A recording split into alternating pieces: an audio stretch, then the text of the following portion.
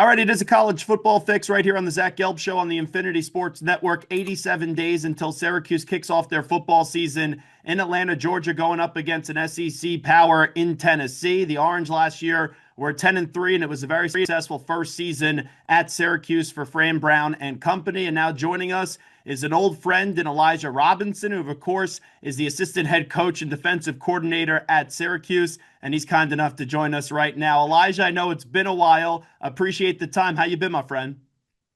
I've been good, man. It's been a while, man. You're right about that. I got a lot more gray hairs. You got a few coming in as well since our simple days. Yeah, 100%. I'm gray all over the place. Let me start you off, though. Year one for you guys at Syracuse. You guys really made a statement going 10-3. I know that you're on to the next season, but first off, start off for me just looking back at how you kind of recap year one.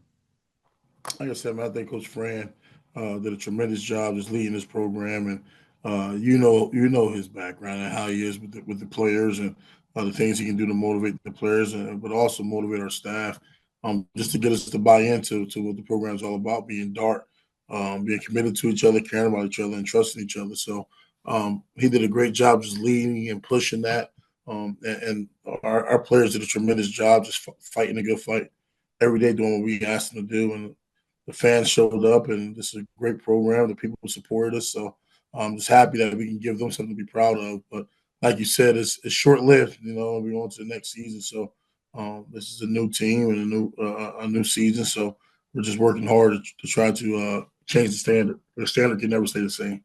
And like there's energy now around Syracuse football. People are excited. People are looking forward to what you guys are going to do coming up in year two. What do you think you guys are building right now at Syracuse as you get ready to go through a second football season there?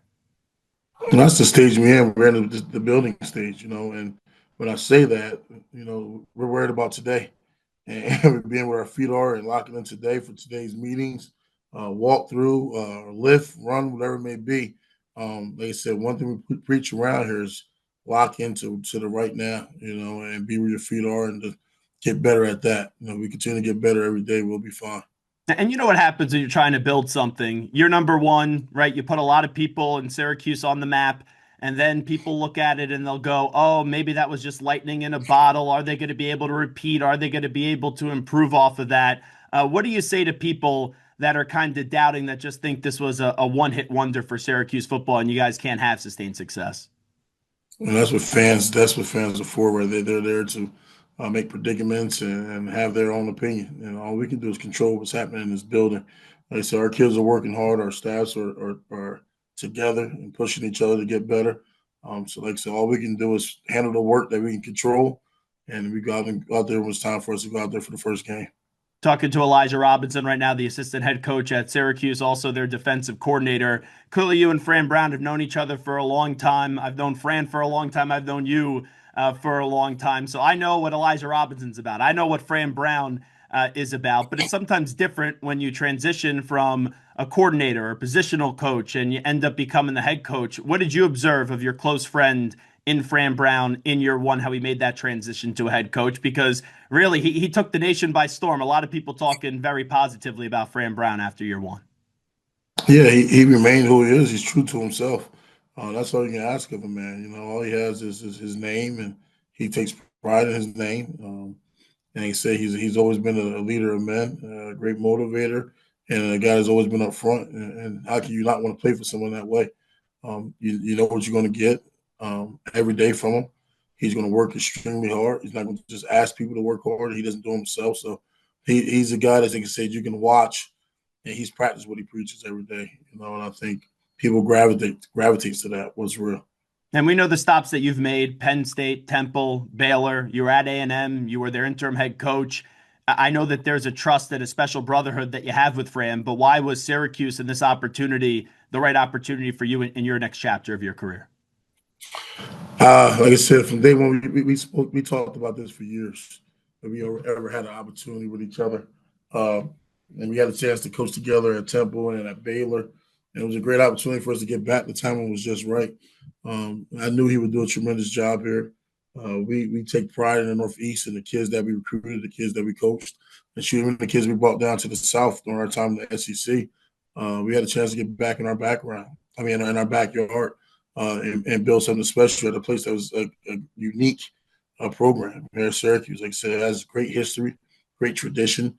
So you go back to the guys we watched playing football in the NFL, and shoot, even from our city, who made had great success here. So we're honored to be able to be here and help build this program to where it once was.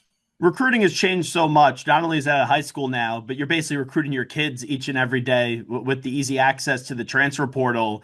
You've always been about relationships, Elijah Robinson. Fran Brown has always been about relationships. Just what is that pitch? How do you sell kids on relationships right now when there's so many other reasons why a kid could pick to either stay or go to another school? Yeah, I don't think you can sell a relationship. That's built. Like I said, you always hear about people saying, "Hey, we're family. This is a family." It's not truly a family until you've been through something. It's not truly a family until you built that relationship. They said, at the end of the day, we got to show people that you're committed, that you care, and that you trust them, and vice versa.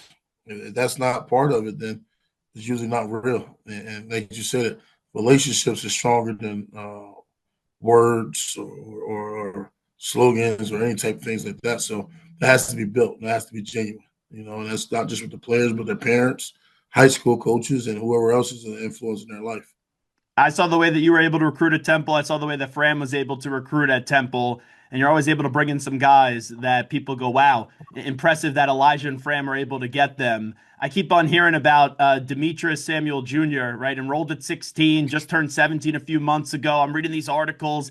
Is he the next Travis Hunter because he could play both ways? What do you think he could bring to your program over at Syracuse? I think a great young man, comes from a great family, a great high school program. He's just really mature. He's really mature. He's willing to put the work in. Doesn't complain. He just goes out and busts his butt every day, and that's all we can ask from him. Like I said, I don't like to compare people. I don't want to call him the next Travis Hunter. I think he is who he is. But I'll tell you what, we had a freshman years ago back at Temple who was really mature and locked into what was asked him from Fran Brown. That was Champ. And Yep. Champ went out there and had success really early. So um, this kid's special, which is really special, not just on the field, but off the field. So, Yeah. like I said, I'm looking forward to watching him. It's funny when I was going over some notes for this interview, I wrote down Champ and his name because I remember the way that you guys talked about the work ethic and how much he just wanted to be around the team and the motor. But you look at it now, I know you don't Yeah. want to do the comparisons. You look at what Travis Hunter did, that motor to play offense and defense. You think that Demetres has the motor to really go both ways at a high level? Reach is a special talent, and he has pride. He's tough. So he's going to fight his tail off to do whatever he can do to help this program. Elijah Robinson here with us for a few more minutes as we preview Syracuse's football season. They kick things off up against Tennessee in Atlanta, Georgia, 87 days from now. Who else should we keep an eye on your defense as we get set here? I know there's a lot of changes, a lot of turnover, but as you guys get set for your number two at Syracuse. Yeah, I mean, if you look at it, you got some guys that come back that had some success for us. Deuce Chestnut, Devin Grant, Tank as well, Tank Wilson, um, Barry Buxton. There's a lot of guys that's back that was already here, the Kevin Jobies of the world.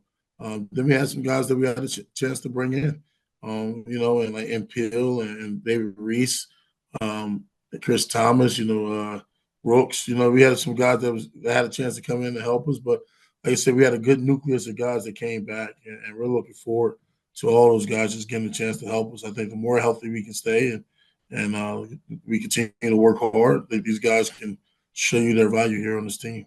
Last year, Kyle McCord did wonders for you guys. Now, when you look at the quarterback position, it's a battle with Steve Angeli and Ricky Collins. I know that you're on the defensive side, but you're also the assistant head coach. Yeah. Just when you go up against those two right now in practices, how's the QB competition looking? Well, I'll tell you what, Jeff Nixon and his staff does a tremendous job creating issues, and Coach Nunn's been doing a great job of quarterbacks for years. So, like I said, both those guys are great competitors. I mean, that room alone with all those guys in there, they come out, they compete, they give us issues. So I'm just looking forward to watching the battle, and whoever we decide is our QB1, I'm looking forward to supporting them. And I know the rest of this program will do the same thing like we did with Cal. For you guys, was the Miami win last year? Was that the most special part of your season? Just looking back at it. I tell you what, that was the last game of the season, and it was important for us. That was the game that we were in. But I think the most special game was the last game we played in. And that was obviously the bowl game, Elijah Robinson with us. Last thing, though, just Cam Ward, since you're able to go up against him. Now he's off to the NFL since we're a national show. Just what do you think he can maybe do at the next level for the Tennessee Titans as he was the #1 overall pick in the draft a few months ago? Well, I'll tell you what, it's the reason he was the #1 pick. It's about just having a challenge. That kid was not a kid, but that young man was a tremendous talent, really good quarterback. Did a great job controlling that offense, and he gave us a challenge. But you watch him, you look to his background, wasn't highly recruited. So that takes some toughness there to still go out there and compete. Everywhere he went, he was successful. So I don't think as he's going to the NFL is going to change. I think he has a chance to continue to be special. He's Elijah Robinson. Elijah, great to connect up with you once again, and good luck this upcoming season. Thank you, brother. Appreciate you.